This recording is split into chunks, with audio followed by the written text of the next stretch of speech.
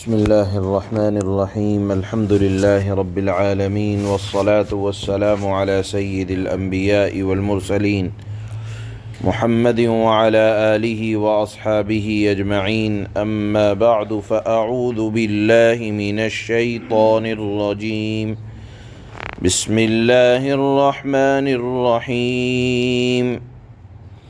يا أيها الذين آمنوا لا تتخذوا بطانة من دونكم لا يألونكم خبالا ودوا ما عنتم قد بدت البغضاء من أفواههم وما تخفي صدورهم أكبر قد بينا لكم الآيات إن كنتم تعقلون. ها أنتم أولئك تحبونهم ولا يحبونكم وتؤمنون بالكتاب كله وإذا لقوكم قالوا آمنا وإذا خلوا عضوا عليكم الأنامل من الغيظ قل موتوا بغيظكم إن الله عليم بذات الصدور.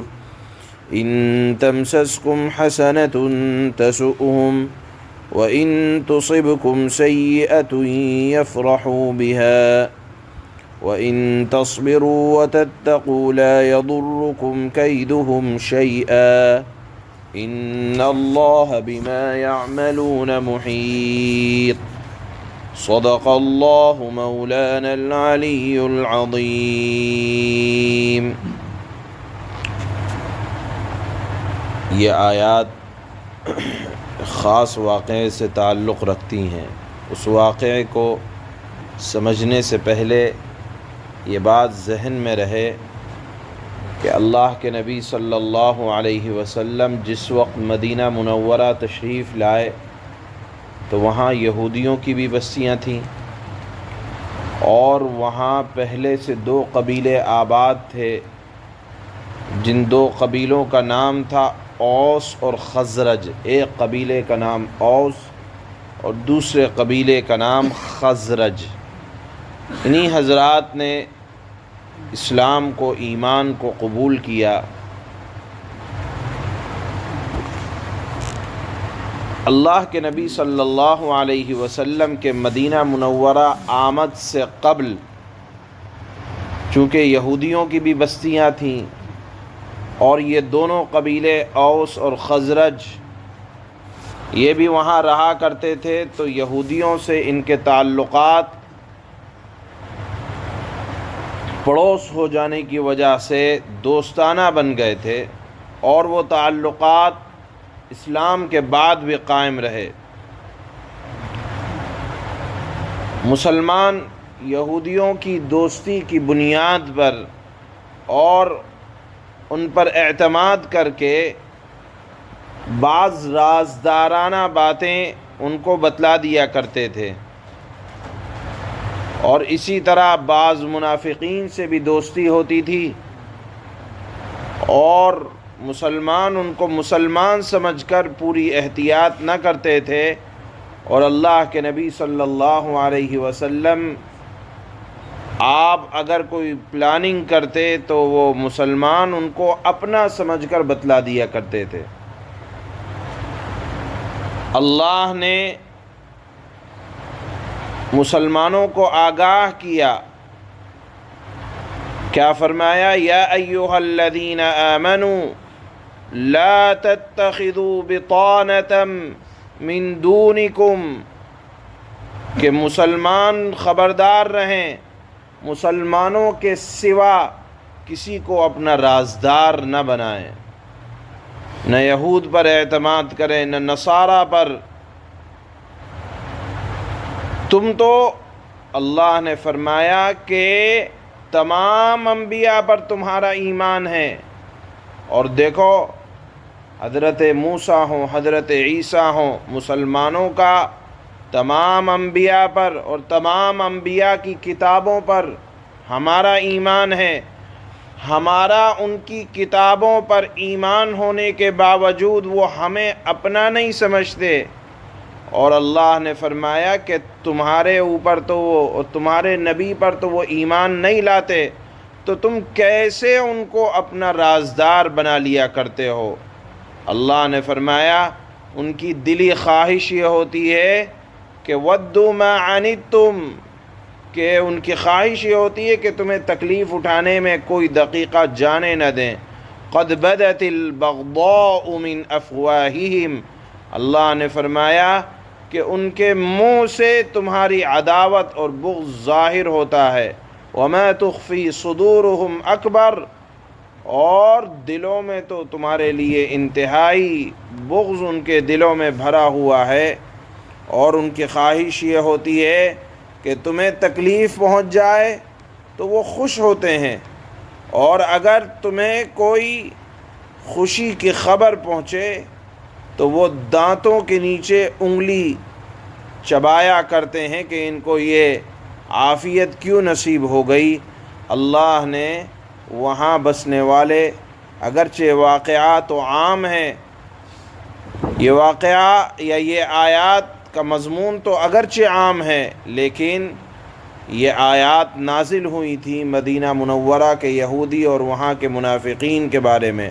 حضرت عمر رضی اللہ تعالی عنہ نے انہی آیات کی بنیاد پر، ایک صاحب آئے کہنے لگے کہ فلانا نصرانی، اس کے اندر بڑی صلاحیتیں موجود ہیں اور ایسا قابل ترین آدمی ہے، آپ کی حکومت کو ترقی ملے گی، آپ اس کو اپنا رازدار بنا لیں۔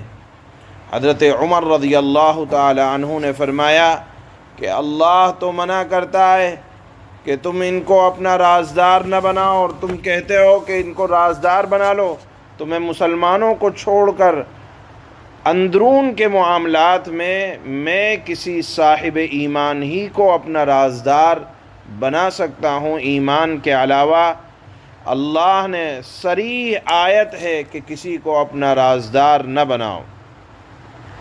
اللہ نے ان کی دلی دشمنی کے بارے میں بھی بیان فرمایا، اور اس کے بعد اللہ نے فرمایا کہ دیکھو اگر دل میں کبھی یہ بات آ جائے کہ اگر ہم ان کو اپنا دوست نہیں بنائیں گے، دیکھیے ایک ہوتا ہے شفقت کا معاملہ کرنا، ایک ہوتا ہے انسانیت کا برتاؤ۔ انسانیت کا برتاؤ تو ہر کس و ناکس کے ساتھ کیا جائے گا، اللہ کے نبی صلی اللہ علیہ وسلم نے بھی کیا، لیکن ایک ہوتا ہے مرعوب ہو کر کسی سے ایسے دوستانہ تعلقات کیے جائیں کہ جس میں اپنے راز و نیاز کی باتیں، اپنی پلاننگ بتائی جائے۔ یہ اللہ منع فرماتے ہیں کہ مسلمان اپنی پلاننگ، اپنے ارادے، اپنے خفیہ باتیں کسی اور کے ساتھ نہ بتلائیں، اور اگر دل میں کبھی یہ بات آتی ہے کہ اگر ہم ان کو نہیں بتلائیں گے تو وہ ہمارے خلاف کچھ نہ کچھ سازشیں کریں گے، تو اللہ نے فرمایا لا یضرکم کیدہم شیئا، کہ کسی کی چالاکیوں سے کبھی مت گھبرانا، کسی کی چالاکیاں تمہیں نقصان نہیں پہنچا سکتی، تمہارا کچھ نہیں بگڑے گا، کسی کے داؤ پیش سے، کسی کے مکر و فریب سے تمہارا کچھ نقصان نہیں ہو سکتا۔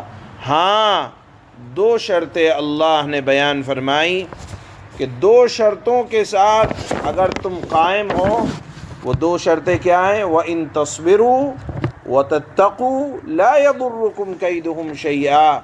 اللہ نے بیان فرمایا کہ دو شرطیں مسلمان دو چیزوں پر اپنائے رہیں، ایک ہے صبر، دوسرا ہے تقوی۔ یہ دونوں مضمون کافی وسیع ہیں، آپ اتنا سمجھ لیں کہ استقامت علی الدین، دین پر جمے رہنا، جس میں سب سے بڑی بات آتی ہے گناہوں سے احتراز، گناہوں سے بچنا، دوسرے نمبر پر آتی ہے تقوی۔ تقوی کے اندر اگرچہ گناہوں سے بچنا ویسے ہی آ جاتا ہے، لیکن اس کو الگ سے اس کی اہمیت کی بنیاد پر آپ دیکھیں کہ اگر آپ دوا بھی کھا رہے ہوں اور ساتھ میں جا کر بد پرہیزی بھی کر رہے ہوں تو دوا اثر نہیں کرتی۔ دوا اثر تبھی کرتی ہے جب پرہیز کیا جائے تو آپ تقوی اپنائیں۔ اگر عبادتیں کر رہے ہیں اور باہر جا کر گناہ کر رہے ہیں تو عبادت کا اثر نہیں رہتا۔ اسی لیے گناہوں سے بچنا پہلا قدم، اور اس کے بعد آپ عزم مصمم کے ساتھ استقامت علی الدین پر قائم رہیں، بھروسہ اللہ کی ذات پر رہے، نافرمانی سے بچتے رہیں۔ تو اللہ نے فرمایا لا یضرکم کیدہم شیئا، کسی کی خفیہ تدبیریں، کسی کے داؤ پیش سے مسلمانوں کو کوئی نقصان نہیں ہو سکتا۔ دو باتوں پر اللہ نے فرمایا کہ قائم رہنا۔ ان اللہ بما یعملون محیط، اللہ تعالی بلا شبہ اللہ تعالی صرف تمہارے ہی نہیں، ان کے بھی اعمال کو گھیرے ہوئے ہے۔ ایسا نہیں ہے کہ کوئی نافرمانی کر کے، ظلم و زیادتی کر کے دنیا میں بہت زیادہ دن اپنی حکومت کو قائم رکھ سکتا ہو۔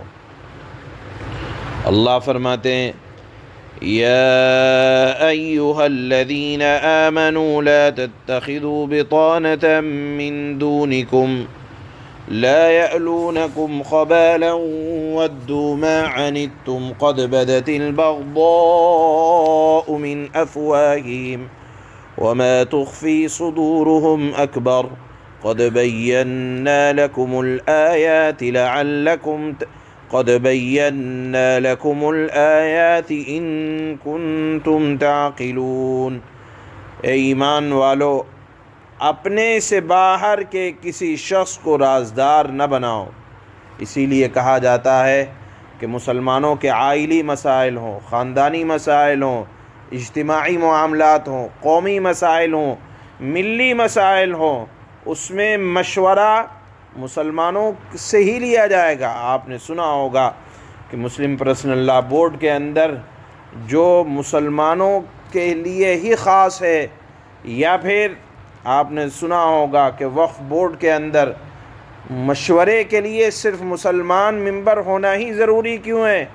وہ بنیاد ہے قرآن کریم کی یہ آیتیں کہ دیکھو اپنے سے باہر والوں شخص سے قومی مسائل میں، ملی مسائل میں ان کو اپنا رازدار نہ بناؤ۔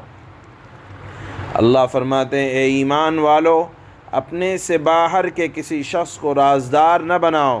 یہ لوگ تمہاری بدخواہی میں کوئی کسر اٹھا نہیں رکھ سکتے۔ اللہ نے فرمایا کہ ان کی دلی خواہش یہ ہے کہ تم تکلیف اٹھاؤ، بغض ان کے منہ سے ظاہر ہو چکا ہے، اور جو کچھ عداوتیں، دشمنیاں ان کے سینوں میں چھپی ہوئی ہیں وہ کہیں زیادہ ہیں، یعنی جتنا بکتے ہیں اس سے زیادہ بغض ان کے دلوں میں بھرا ہوا ہے۔ یہ اللہ نے فرمایا قد بدت البغضاء من افواہہم، جو کچھ دشمنیاں ان کے سینوں میں چھپی ہوئی ہیں وہ کہیں زیادہ ہیں جو کچھ منہ سے بکتے ہیں۔ اللہ فرماتے ہیں وما تخفی صدورہم اکبر قد بینا لکم الآیات ان کنتم تعقلون۔ اللہ فرماتا ہے مسلمانوں، ہم نے پتے کی باتیں تمہیں صاف صاف کھول کھول کر بتا دیں۔ اللہ کے ہاں لگی لپٹی کچھ نہیں ہے، جو کچھ کہنا ہوتا ہے صاف انداز میں، صریح انداز میں کہتے ہیں۔ ہم نے تمہیں باتیں کھول کھول کر بتا دیں، اب شرط یہ ہے کہ تم سمجھ سے کام لو۔